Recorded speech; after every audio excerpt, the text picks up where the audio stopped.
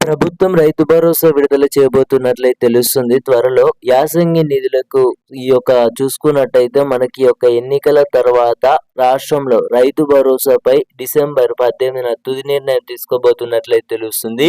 December చివరి తేదీలలో రైతు భరోసా నిధులు విడుదల చేసే కార్యక్రమం వచ్చేసి రాష్ట్ర ప్రభుత్వం అయితే శ్రీకారం చుట్టనున్నట్లయితే తెలుస్తుందన్నమాట. ఇప్పటికే మనకు చూసుకున్నట్టయితే సర్వే అనేది అయితే సాటిలైట్ సర్వే అనేది అయితే జరుగుతున్నట్లయితే తెలుస్తుంది. సాటిలైట్ సర్వే అనేది జరిగినట్లయితే మంత్రి తుమ్మల నాగేశ్వరరావు గారు ఇప్పటికే చెప్పారు, రైతు భరోసా అనేది సాటిలైట్ సర్వే అనేది అయితే జరుగుతుంది. ఇప్పుడు పచ్చగా ఏవైతే భూములు కనబడతాయో వాటికే రైతు భరోసా అందించడం అయితే జరుగుతుందన్నమాట. సాగు చేసే భూములకు కానివ్వచ్చు, ఒకవేళ మీకు నీళ్ళు వెళ్ళకనో లేదా బావిలో నీరు లేకనో పొలం చేయక కానివ్వచ్చు, పంట అనేది ఈ కారణాలకు సంబంధించి కానివ్వచ్చు, వీటికైతే రైతు భరోసా వచ్చేసి బీడు భూములకైతే పూర్తిగా రైతు భరోసా అనేది అయితే అందజేయదన్నమాట ప్రభుత్వం వచ్చేసి. ఒకవేళ ఇదే జరిగినట్లయితే 90% వచ్చేసి రైతు భరోసా అనేది అయితే కోతలు పెట్టనుందన్నమాట. అసలు ఈ ప్రభుత్వం అనేది ఏర్పడి ఇప్పటికి మనకు 2 సంవత్సరాలు అయితే కంప్లీట్ అయింది. ఇప్పుడు నడిచేది 3 సంవత్సరం అన్నమాట. గత కేసీఆర్ ప్రభుత్వం ఉన్నప్పుడు ఇచ్చే రైతు బంధు పథకమే బాగుండేది అని అయితే పలువురు రైతులు కానివ్వచ్చు, చాలా మంది రైతులు అయితే ఇప్పటికే చూసుకున్నట్టయితే వారైతే అభిప్రాయం అన్నమాట. సో ఈ రోజు నుంచి మళ్ళీ చూసుకున్నట్టయితే ఈ రోజు అంటే 14వ తేదీన చూసుకున్నట్టయితే రాష్ట్రంలో ఎన్నికలు అన్నమాట. మళ్ళా ఎన్నికలు వచ్చేసి కూడా ఇది 2వ విడత ఎన్నిక అనేది కూడా ప్రారంభమైంది.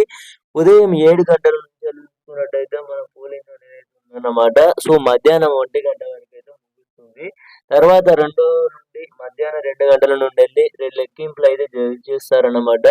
సో తర్వాత చూసుకున్నట్టయితే విజేతను వచ్చేసి కూడా అనౌన్స్ అయితే చేయడం అయితే జరుగుతుంది. ఓటు వేసే ముందు ఆలోచించండి.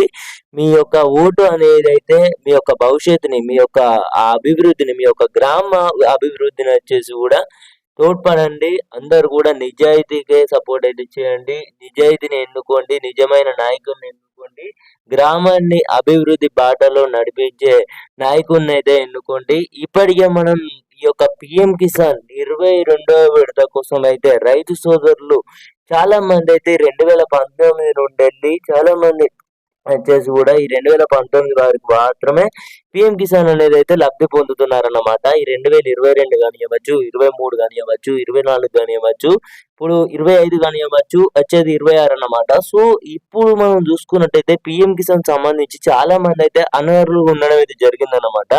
కేంద్ర ప్రభుత్వం అయితే కొన్ని నిర్ణయాలకు సంబంధించి తీసుకోబోతున్నట్లయితే తెలుస్తుంది.